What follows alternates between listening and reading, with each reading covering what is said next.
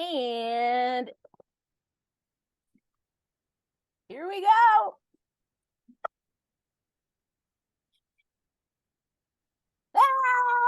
Yo. Hey, What's up, folks? what's up? CJ in the house. Let's go. I got my 2 prized possessions here. Oh my God, look at the baby. Go. All right, we got one more to get here and then we're going to kick it off, but let's go. Yes. Love it. Let's How you go. been, Steve? Oh, it's been a long day, but it's been a very good day. Good. Go. Yeah, I brought the cup around to a bunch of local businesses today. And I was just carrying around the streets and all kinds of stuff, but it was super fun. Like I was walking down the street and everyone was like honking and waving out their windows and stopping and getting pictures of the cup. So it was pretty cool. Let's go. Yeah. Love that. Oh my gosh. Oh man. Well, we are so grateful that you have let us in to your Izzy Cup celebration. We were hoping things would go down a little different, but It's all good. it's all good. That's it. Yeah, we adjust and make do, right? That's it. We're here. We're celebrating.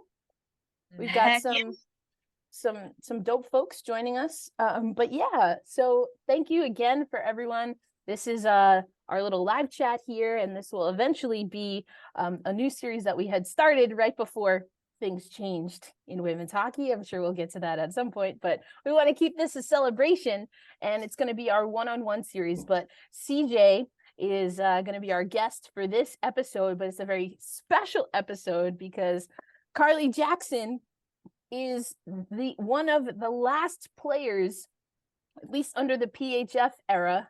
Who knows what's happening with Izzy? I don't know if she went over in the acquisition, but one of the last players to take Izzy out on a date. And CJ, listen, you got some extended time. I feel like you and Katie Tabin, you rigged the system. We did. We know what we're doing. I freaking love it. I love it. But let's do a vibe check, Angelica and I were doing that a little bit. But we'll ask you, CJ, what are the vibes? Yeah, do you mean like in my space or kind of in women's hockey right now? These are your vibes. Your celebration, your vibes. Yeah. So honestly, my vibes, I'm just trying to enjoy this as much as possible. I mean, I've just been trying to I have a new appreciation, I think, for every time I get to step on the ice, and now especially getting to celebrate with Izzy being here. It's been actually a really emotional 24 hours and a really special 24 hours because I look at this cup and, I see us winning and I see the championship game, but I also see, being 9 years old and putting the pads on for the first time, being 15 and going to my first overnight camp, being 20 and going to my second year of college, like all of these memories throughout the years. It's been a really special and emotional time. And I'm just really appreciative of all the celebration that I get to do now. And I think every moment around hockey has been just magnified so much because I'm just appreciating it that much more. And just trying to soak up that much more of it as much as possible, really. I mean, I freaking love that. I think it's amazing. And since you kind of led us into that, and especially because I'm here in Brooklyn right now, I'm actually getting ready to cover a New York Liberty game. Nice. But it's the 50th anniversary of hip hop, and there's this movie called Brown Sugar. And I loved it because it was about this radio DJ, and she would ask this question, and I thought it was so dope, and I use it a lot in my interviews. So I'm going to give you the brown sugar question, CJ, and we're going to remix it for hockey. But you kind of alluded to a little bit of it. But when did you fall in love with hockey? Ooh, honestly, I think I was probably like a little kid, like probably 6 or 7, because I didn't actually start playing organized hockey until I was 9. We just couldn't afford it and it didn't really make sense. But my dad he's a super handy man, and he actually built a rink in our front yard. I'm at my house right now, in Amherst, Nova Scotia. And so he built this rink in our yard. I think he borrowed a tractor from a friend and dug out like this whole area of ice, and then he flooded it himself. And so I actually learned to skate on that rink. And I think I've always been really attuned with how my skates feel on the ice, and just the gratitude I feel around the action of skating and being on the ice. And I think I probably fell in love with it then. And then when I started playing when I was 9 years old, that just amplified the feeling. But there's one moment, actually, this would probably be it. So I was playing on a novice house league team, and everybody had to play goalie, like they made you.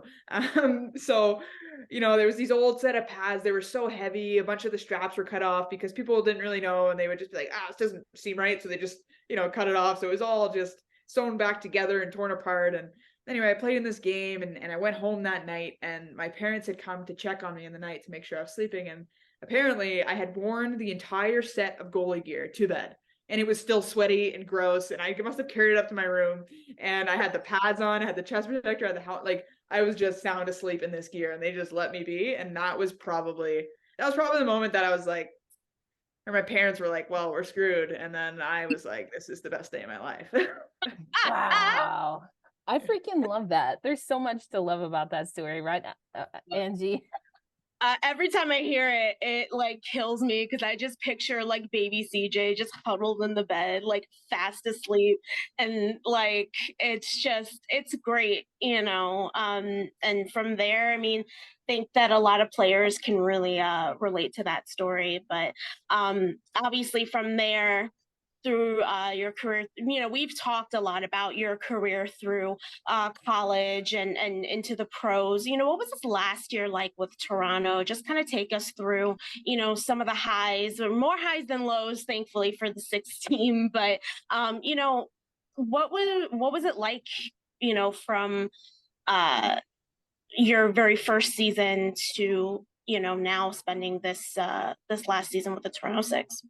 Yeah, honestly, it was really special. I actually saw Angela James yesterday, and it was nice to kind of share an embrace with her and just thank her for bringing me on. And I went to free agency before Toronto, and I wanted to win a championship, and I chose Toronto because it felt like the best fit, and we went and did that. And so that's pretty satisfying in that case. But I just love the professionalism behind it all, and I loved going to the rink every day. It was just completely top notch. Like, it was crazy because I'd be playing video games with my friends in the morning, and they're like, I gotta go to work, and I'm like, I gotta go to work too. And they'd be like, yo, shut up, you're going to the rink. And I'm like, yes, I am. That's my job.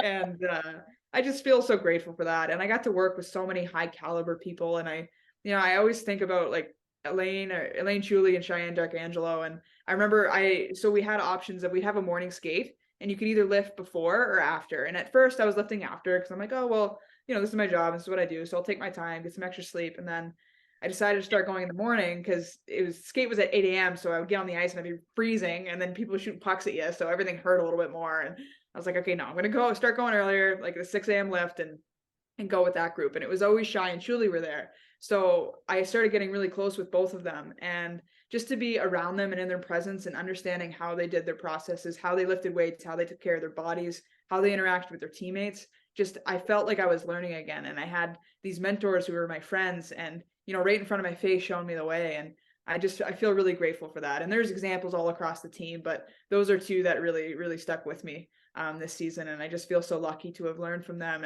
and to be teammates and to win with them. I mean, that was pretty special.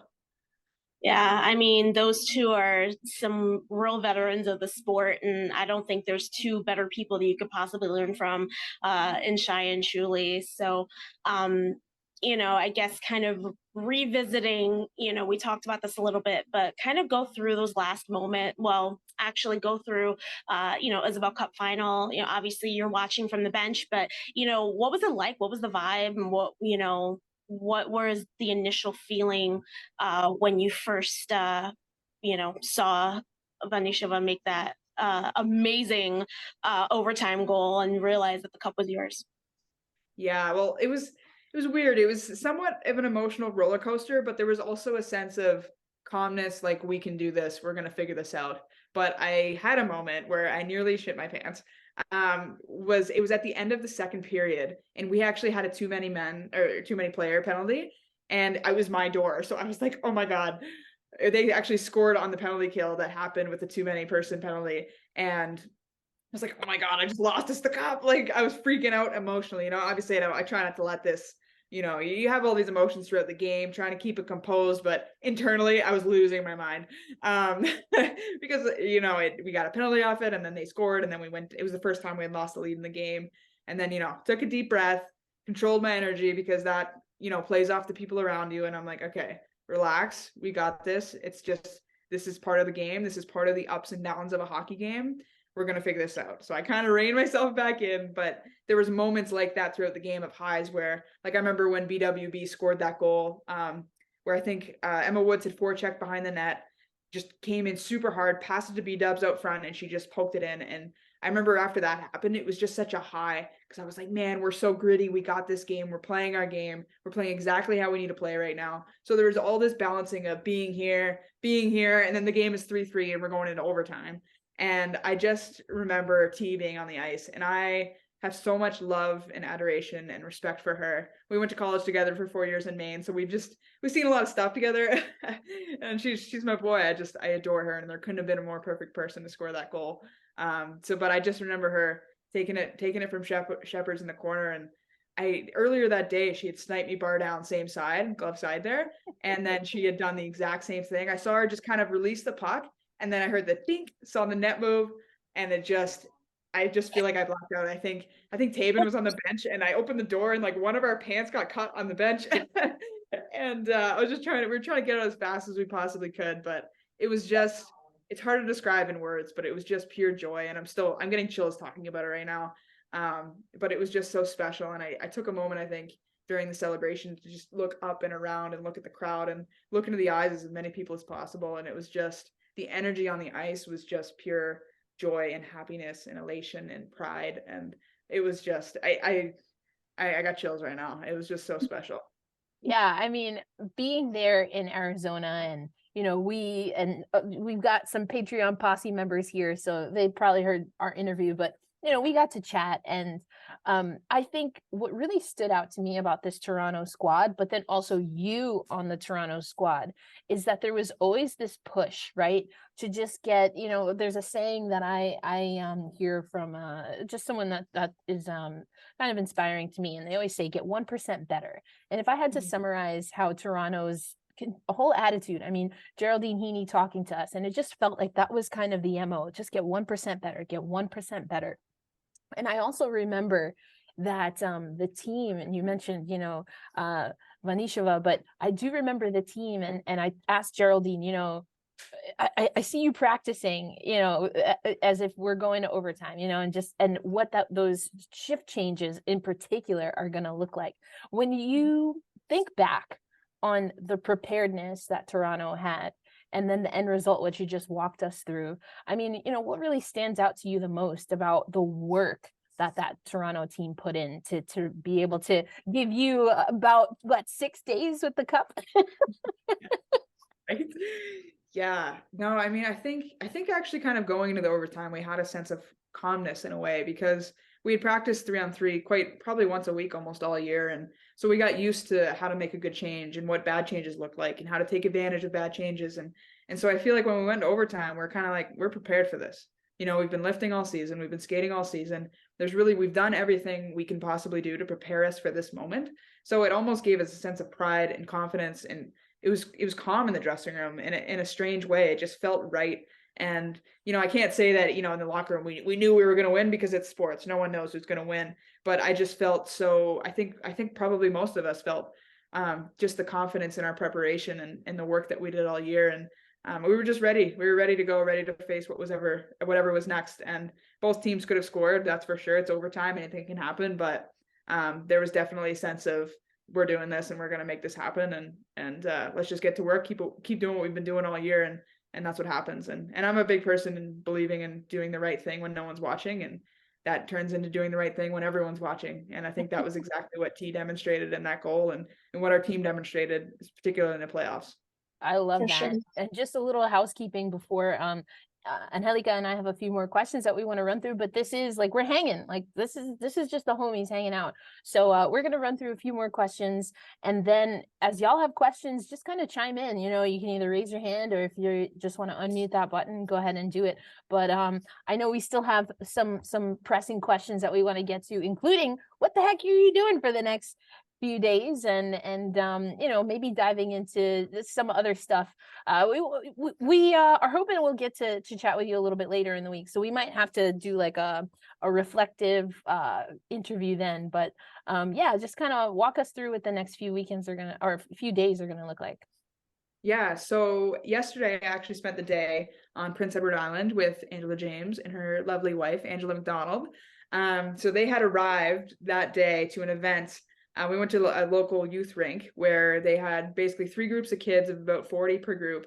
And we kind of met them as they were entering and coming off the ice and going on the ice. But it was fun. We got to interact with a bunch of hockey players yesterday, and we actually went on the ice and got to speak to them and kind of, you know, explain the understanding and the meaning of the Isobel Cup. And it was young men, it was young women, it was just young people. And it was really fun to connect with them and just see the light in their eyes and the questions they asked. It was really lovely. But I also got to go to their home, and I got to meet some of their family, and it was really amazing. I mean, I just love the Maritime, so it's really special to bring the cup back here and get to share it with everyone. But so that was pretty fun. I got to spend the day with AJ yesterday, so that was a real gift. And then brought the cup back to Amherst last night and had an early morning this morning. I brought her to my grandmother's house, the famous Grammy J.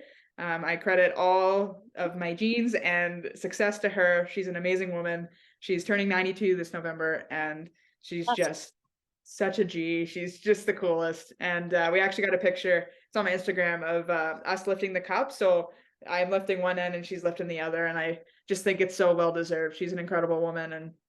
And I just think one of the coolest stories about her was my father didn't get to play organized sports until he was 13 years old. And the reason that he got to play was that my grandmother, she learned how to drive. She got her license and was driving her and my dad and his brother once or twice a week into town so that they could play hockey, because they lived out on a farm. And I just think about how remarkable that is, because, you know, at that time it wasn't normal for her to do that. It wasn't, you know, encouraged in any way, but she did it for the people she cared about. And I think she's an amazing woman. And so I got to share that with her this morning, and that was a real gift. So she was my first stop with the cup. And then basically since then, I've been hitting all the local businesses in town. So there's all these people in the community I grew up in that have been so supportive of me. There's people that have worked on my car. There's people that, you know, there's this amazing deli in town. There's my local gym that sponsors me. There's this place where I bought, you know, my suits and my shirts growing up. Especially when I started to present more masculine, that it's called Manzor's Menswear. And then they welcomed me in with open arms when I was 17 years old. And so I got to go to do things like that. I went to the local theater. I got the cup filled up with popcorn. It was awesome. You know, and what I did is I brought sparkling apple juice around, because, you know, it is a business day. So all the business owners got to drink out of the cup if they wanted. And it was a pretty special thing to get to share with people that have supported me since, you know, I was a little one and beyond, and a lot of people in our community. So that's been a gift. So I just finished that up. And then tomorrow morning my town is running an event. It's called Carly Jackson Day, which is hilarious and awesome. But it's been officially announced. It's the hashtag is all about Carly, which is incredible. It's run by this committee of strong women in our community. And so what's going to happen is, so tomorrow morning, I'm having breakfast at a local restaurant called Breakfast at Brittany's. And it's going to be town council, some of my family and friends. And then afterwards, I'm going to come home, freshen up. And then there's actually going to be a parade in my town, a whole cup parade. So it's going from our town hall up into the Amherst Stadium, which is where I grew up playing. So the ice goes in 2 days, the day after the day after Carly Jackson Day. So we'll be doing a parade up from town hall up to the rink. And then I'll be going into the rink. There'll be this grand entrance. And I actually don't know a lot about the day, because they're keeping a lot of it as a surprise. They're saying, yep, be here at this time and bring the cup and just be yourself. I'm like, perfect. You got it. Easy peasy, lemon squeezy. Let's go. And so all I know so far is that there will be live music. They asked me if I had any requests. And my one request is, I said, I want a barbecue and a bunch of hot dogs. So there's a free barbecue for everybody in town, free food. Just that was the one thing I wanted. I was like, it's either free or we're going to do as a fundraiser and give money back to a youth program. But it's pretty fun. We get to do it for free, and there'll be a bunch of donations for charities there. But yeah, there'll be music, free hot dogs and hamburgers, but mostly hot dogs. And then I think they're doing a bunch of speeches. There's some surprise guests that I don't even know about. And then there's a hockey fest. So there's a bunch of things for kids to try and play the sport, and they'll be signing autographs and taking pictures with the cup. But otherwise, I actually don't know much about how, the timeline is going to work there. A lot of it, I guess, is a surprise. So we'll see. And then after that, I actually get to do, my family has been incredible. We've done a bunch of cleaning up and preparations. We're doing a gathering here at my house. So a lot of family and friends are coming. I think we have over 100 people coming to the house, and it's going to be kind of a backyard bash situation, but we have a bit of an itinerary of drinking out of the cup, doing a bit of champagne showers, lots of music and appetizers and food and stuff. So I'm really looking forward to it. And it's really special that I get to do it in the home that I grew up in. And then the cup might make it out to a night on the town, but we'll see where we're at. We'll get a vibe check. Right. Got to get a vibe check. You might need to bring some water with you. Always stay hydrated. And electrolytes, just like big block of salt. But I do have like a logistical question here. Like, is there someone that has either volunteered or, is because I don't know that there's a keeper of the Izzy Cup, except for, well, you are the keeper of the cup. But I mean, like, going from sparkling cider to popcorn, those are very different flavor profiles. So like, what is the process of like just refreshing Izzy, so she's ready from sweet to savory and everything in between?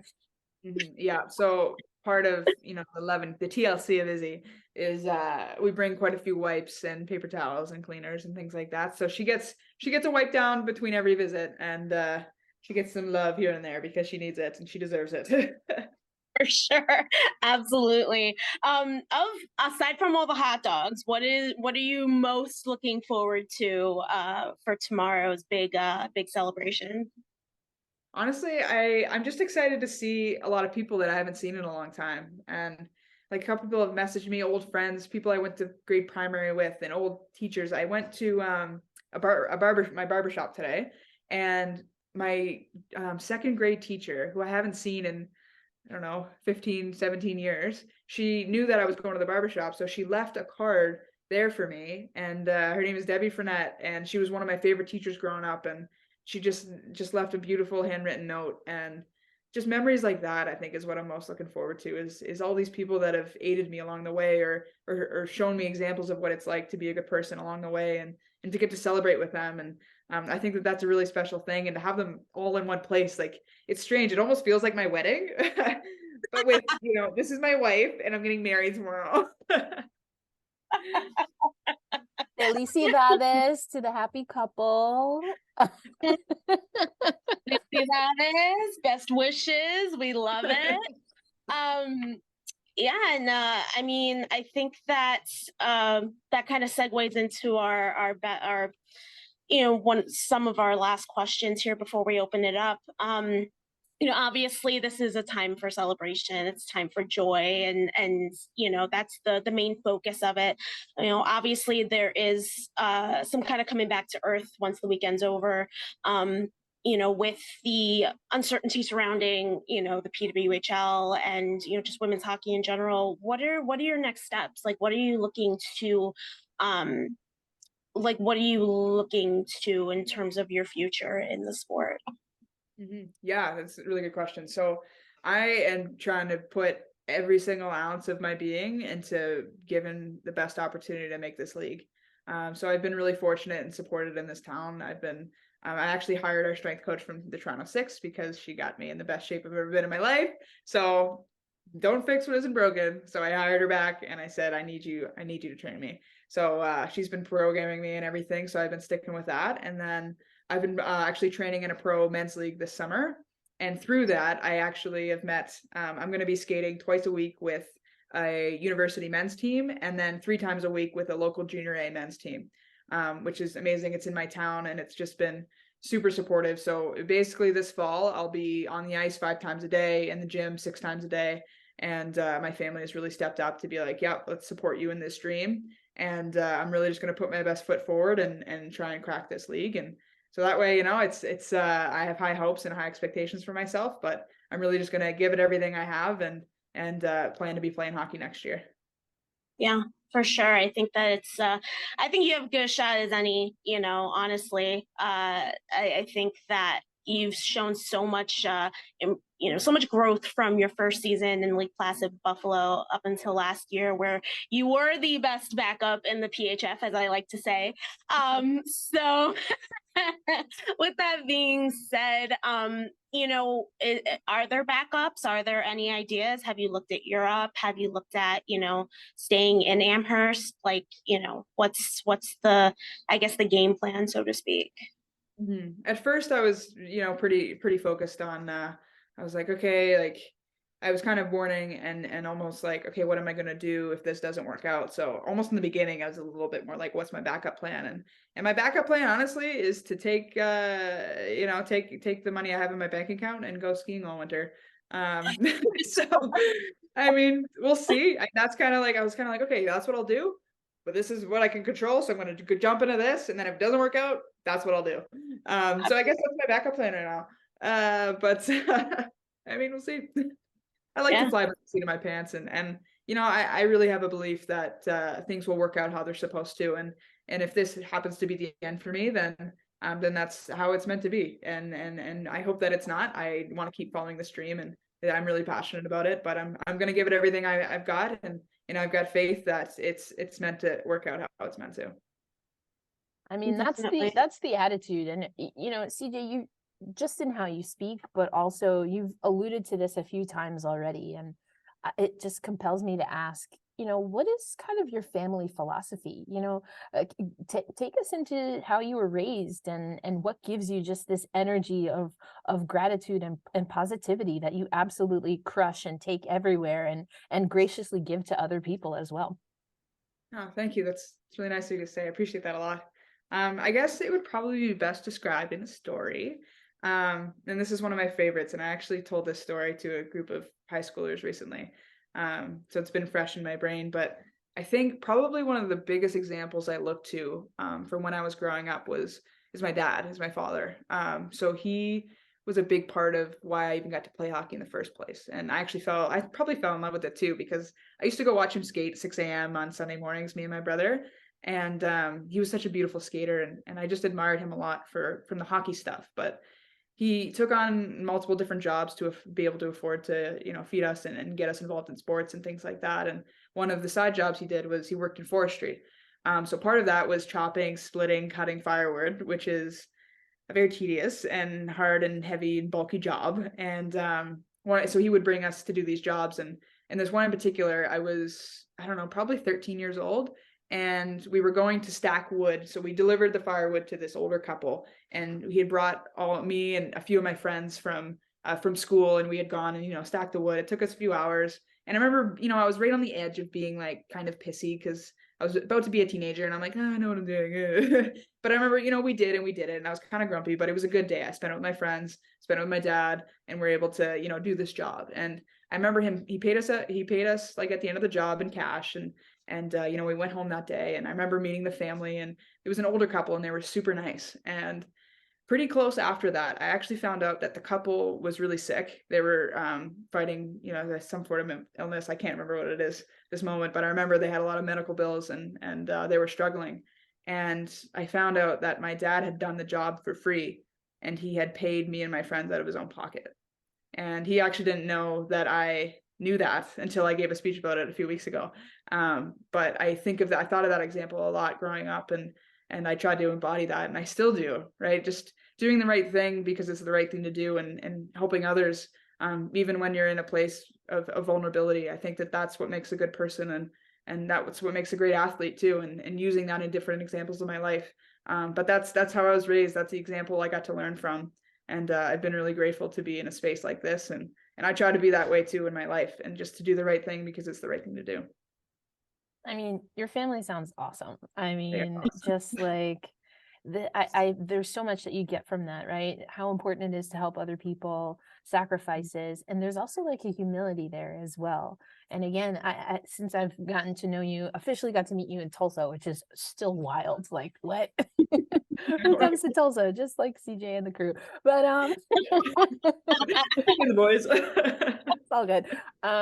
I mean, that's just really cool. And we talk so much, especially in sports that are centered around women, that it's like these role models. And I think there's a realness and a reality to that. And I think, again, you and your family are proof of that.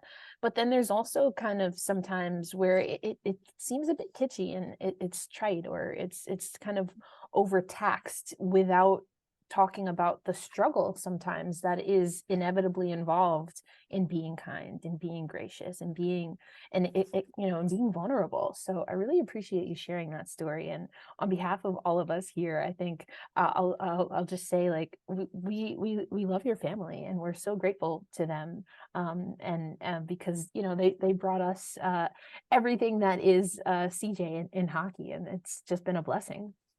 Yeah, No, yeah, it really, just to piggyback off of that, being able to get to know you with Buttes and being able to continue our connection, our friendship through your time with the Six, even up to now. I mean, it's just emblematic of who you are as a person. You're not just a great athlete, you're a great human being. And I just think that is so important. So I'm really, really hoping that you can crack this new league. And I'm hoping that I don't think this is the end of the road at all. I think that you've got plenty of miles ahead of you yet, for sure. no, thank you. I have a lot of faith in that. This is, I love what I'm doing right now, and I'm just trying to soak up everything, even in this complete limbo. I've actually been having a really good time, and it's, what will happen or what will be, but I'm gonna give it a hell of a shot. So whatever happens, I'm gonna give it my best. Now we're gonna, like, yeah, exactly. For sure, definitely that. And I'm excited to see how it's going to turn out. But since we have you, I mean, there's definitely some pressing questions that I personally have. And that would be, I mean, when I found out that you're a baseball player, I was like, oh my gosh, like, how perfect can one person be? But like, walk me through, like, what your baseball journey has been like. And that's something very unique, because I grew up in a time where, they effectively forced us to change over to softball at a certain age. And I'm so grateful that people that are younger than me, either by themselves and likely with help, have advocated for girls to continue to play baseball. But that was not my journey. So every time I see, like, women playing baseball, or like, women being, and just other people being inspired, it's not just a men's game. I freaking love that. So talk to us a little bit about your baseball journey. Yeah, baseball has been super sacred to me. It's actually started playing it a lot earlier than I started playing hockey, because in our town there's a little league complex, which I actually work at now. I've been working at for 3 years, but it's been around. I think this is our 68th year, and it's always been free for kids. Always, from top to bottom, you show up and you can play, and that's kind of what I grew up on. But I was actually probably a better baseball player than I was a hockey player. I had to work a lot harder to be better at hockey, but it was kind of my first love in terms of sport. And I think, I don't know, maybe if there had been more opportunity in baseball, my life would have looked a lot different. But it's been just a completely sacred space for me, because I've been able to come home every summer through being 12, being, a teenager, then going to college, and now being in the pros. And I come home and I play baseball with my buddies, and we play at a pretty high level. Like, so I always played with the boys growing up. That was kind of the space that I was in. And, I was the only girl and faced a lot of, like, oh, what is she doing here? La di da di da, but whatever. I just love throwing baseballs around and playing with my friends. So, move on. And then I played a lot with boys. And then I found that there was a provincial team in Nova Scotia. So it was a provincial women's baseball team, and they competed at a national tournament every year against other women in Canada. So you would have teams like Nova Scotia, Ontario, Quebec, Alberta, Saskatchewan, BC, just across the board. And you saw all these other young women who were fighting the same fight that you were and competing in the same thing that you were. And it was just super empowering. And I had an amazing coach who just showed me what that next level of professionalism looked like. So we started with like a 16 and under program. And then there was me and two other girls, Jenna Jackson, who I often joke that she's my twin sister, and she is, but she isn't, but she is. and Jillian Stymist, who we basically grew up in this 16 and under program. We aged out and kind of brought a group with us to make a 21U program. And we didn't have that program at first. And then we started coaching so that we coached some kids, and then we made it into a 21U program. And then after we aged out of that, there was one year we coached one of the provincial teams. It was the three of us, and we were in our early 20s, and we were able to just coach this provincial team and these young women. And it's funny because there's actually girls from that team that played with us at the senior nationals 2 weeks ago. So it was just a really special thing. So we coached those girls, and now we have a senior national team. So historically, Team Nova Scotia would go to this event and they would lose 31-2 or just get absolutely blown out of the water. And we just had our senior nationals 2 weeks ago. We hosted it in Halifax, and we ended up making it into the bronze medal game. We won our pool, and we got a bye to the semifinal. We lost 5-4 to British Columbia, who's in a phenomenal squad. And then we ended up losing 5-4 again to Alberta, who's also got a great team. But it was great baseball. It was heartbreaking, but we played our hearts out, so there was no disappointment at all. It was a really special thing, and I got to do it at home, and my family got to come watch, my friends got to come watch, my neighbors drove up to Halifax, which is 2 hours away, to come watch, and it was on TV, and we played a Friday night game at 7:00. The whole place was sold out. You couldn't find a place to stand or sit. It was phenomenal. It was on local TV, and had people texting me. I had kids that I coached being like, "Yo, I just saw you on TV. Congrats on the wins." It was amazing. So it's been a real gift to be able to come home every summer and compete in another sport. And it's weirdly kind of relaxing in a strange way, because, you know, I just give my heart and my soul, and there's not too much beyond that. And it's just so expressive. And I think it really reinvigorates my love for hockey, because hockey is a long season, and there's so much beyond in the pros. Just, you know, you show up and you compete hard and then you go home. There's a lot beyond it outside of the rink. It's, you know, you take care of your body, you go to bed on time, you do all the homework, you know, there's so much beyond. And so to be able to do that in the summer and just play, and that's, if you just reignite that little kid passion of what competition is to you, I think that's a really special thing. So I've had a blast. I love playing sport. I love playing with my friends, you know, I love playing outside, I love playing inside, whatever. I just love playing sports. It's a joy. I freaking love that. I mean, Yeah. like you said, baseball just like holds a special place in my heart. And I feel like one day I'm going to do a series, because I run into baseball junkies a lot more in hockey than I originally thought. And I have thoughts. I could write a dissertation. Someone should give me a doctorate for like all of the crossover, because I might not be like as direct as some people think, but like I have thoughts. So we're going to have to talk about that. But we have some questions here in the chat that we want to get to. I'm definitely, because I will keep you here for 3 hours talking about baseball, but For sure. but first, because we are going to do this, like I was hoping it was going to happen this weekend, but we are going to do this. But let's just set the record straight right now. Do you play catch, or do you have a catch? Have a catch. Thank you. Yo, God, you want to go have a catch? Yeah, I'll say have a catch. PJ, you are like, come on, you're living the dream. You're like this super dope human. Come on. Thank you. Did I say that? Yes, right answers only. I mean, it's We love my it. very strong opinion, but also it's the right answer.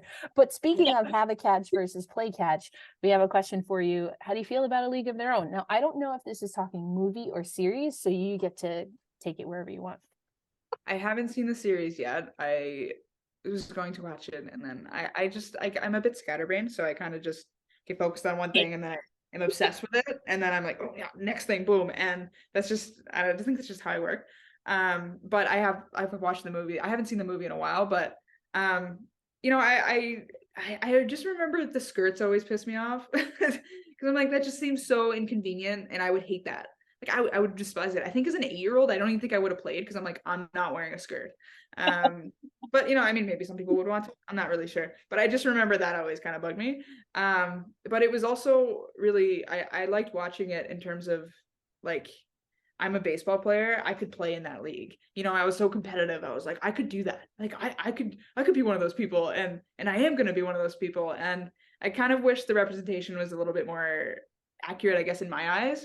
But it was a step of something that I connected to. And I think that is really powerful. And I think it would be, I think I need to watch the series to see if, you know, it's gotten, I don't know, just better. But Yeah. So I just, yeah. yeah, representation, we're gonna have to have you back. Mhm. Obviously, I'm gonna like Ken Burns this, okay? We're gonna do like a massive like documentary style series on your thoughts on baseball, because I have many. I agree with you on the skirts. I think representation definitely it changed a lot in the series for the positive. And Good. you know, I'm a Black Latina, so I'm always wanting more. But I agree with you with the skirts. I was like, that was like what ticked me off. I also, did you watch or see anything of that series, very limited series Pitch? Oh, what was it called? Was it called Pitch? Pitch, yeah. Yeah. I watched the trailer so many times, but at the time I like either was too stubborn or just felt like I didn't have the money to buy Amazon Prime or whatever it was on. Yeah. But I remember being like, yo, this is sick. Because that always felt like a reality to me, was like a woman being able to play in the major leagues, because Yep. pitching is a lot of finesse, right? There's an Yes. art to it, there's a lot of strategy to it, and it's not just brute power, and like, there's a lot behind it. Yeah. So I was, you know, I remember seeing that and being like, this could be very real at any Yes. time. So I was always really excited about that part. But I never saw it, and then I saw it got canceled, and I heard that I just can't remember what I heard about it, if it was good or bad, but Yeah. that was the thing that stuck in my mind, was like, this could be a reality very, very soon. And who knows, it's possible, but also I think of baseball, and you know, even I think in our game and in our nationals, it has a completely different vibe from the men's game. And it's got finesse, and it's got strategy. And actually the Women's World Cup is on right now this week, and I've been watching it like a fiend. And I'll be watching it tonight. But I got a bunch of friends on Team Canada, so it's been super fun just watching them compete. But sorry, I'm getting a bit off track here. We're here for it. Yeah, I think it's time. I mean, maybe League of Our Own. I've heard really good things about the series, but it's fun seeing representation of women in baseball, because it's a really strong population, or people within the population, but there isn't a large population, and it's not really supported. I think particularly in the US, I don't have direct experience with it, but I've heard lots of stories of, yo, you need to play softball. Why don't you switch over to softball? It's a different sport, okay? Completely different. Like the literal dimensions of the field are different. Like there's so much that's different. Oh my gosh, yes. We're gonna do a baseball only thing. So, but I wanna circle back if and when you watch either series, because I'm curious to get your thoughts on, like, there have to be a few buckets. There's like the overall representation, then there's kind of the entertainment value, and then I really enjoy talking to baseball players, especially women baseball players, or not, you know, anyone that's basically not a man that plays baseball, because there are some of the like the ways in which they use like CGI and stuff that I would love to have a conversation with a baseball player about, because it's a very particular thing, and I don't want to. That's all I'll say, because I don't want to spoil anything. But we'll have to talk about that. But Angelica, I'm gonna kick it over to you. We have a few questions in the chat. So what's standing out?